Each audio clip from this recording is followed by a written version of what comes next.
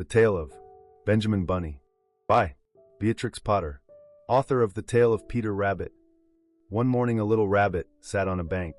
He pricked his ears and listened to the trit-trot of a pony. A gig was coming along the road.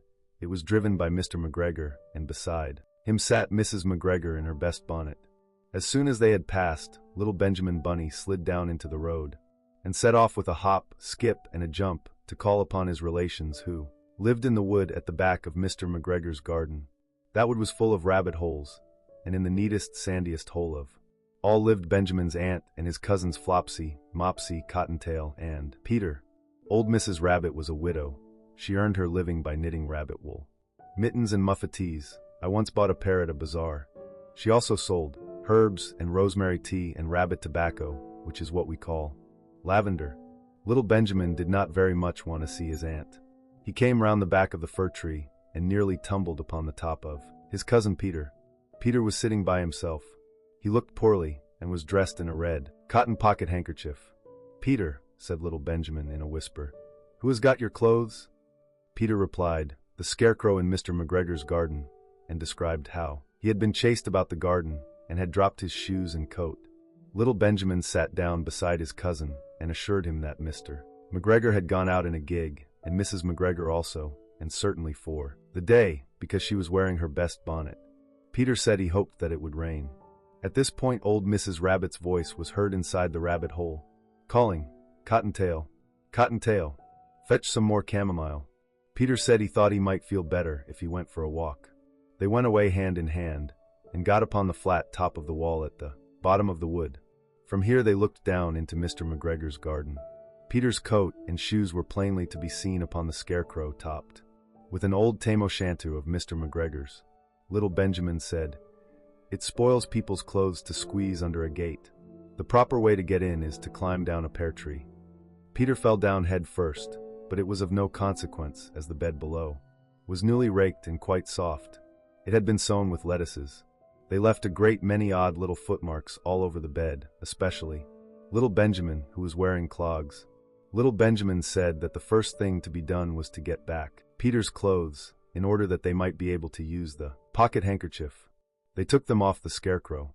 There had been rain during the night. There was water in the shoes, and the coat was somewhat shrunk. Benjamin tried on the tam-o'-shanter, but it was too big for him. Then he suggested that they should fill the pocket handkerchief with onions as a little present for his aunt. Peter did not seem to be enjoying himself. He kept hearing noises. Benjamin, on the contrary, was perfectly at home and ate a lettuce leaf.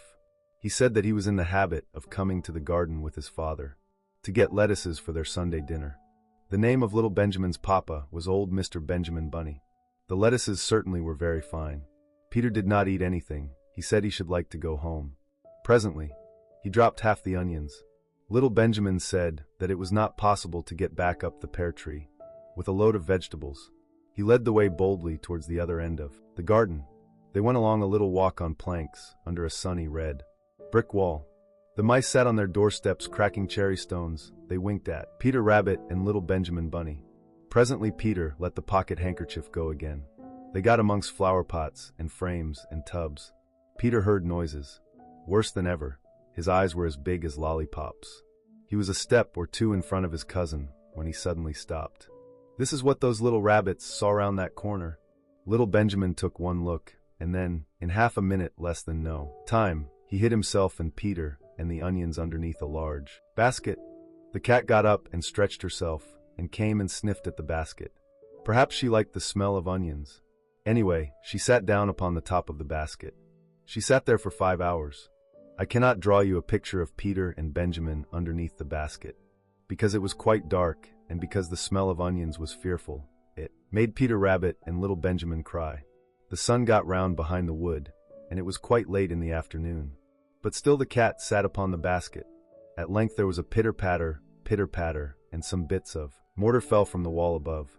The cat looked up and saw old Mr. Benjamin Bunny prancing along the top of the wall of the upper terrace. He was smoking a pipe of rabbit tobacco, and had a little switch in his hand. He was looking for his son. Old Mr. Bunny had no opinion whatever of cats. He took a tremendous jump off the top of the wall on to the top of the cat, and cuffed it off the basket, and kicked it into the greenhouse. scratching off a handful of fur. The cat was too much surprised to scratch back. When old Mr. Bunny had driven the cat into the greenhouse, he locked the door. Then he came back to the basket and took out his son Benjamin by the ears and whipped him with a little switch. Then he took out his nephew Peter. Then he took out the handkerchief of onions and marched out of the garden. When Mr. McGregor returned about half an hour later, he observed several things which perplexed him. It looked as though some person had been walking all over the garden in a pair of clogs, only the footmarks were too ridiculously little. Also, he could not understand how the cat could have managed to shut herself up inside the greenhouse, locking the door upon the outside. When Peter got home, his mother forgave him, because she was so glad to see that he had found his shoes and coat. Cottontail and Peter folded up the pocket handkerchief, and old Mrs. Rabbit strung up the onions and hung them from the kitchen ceiling with the bunches of herbs and the rabbit tobacco. The end.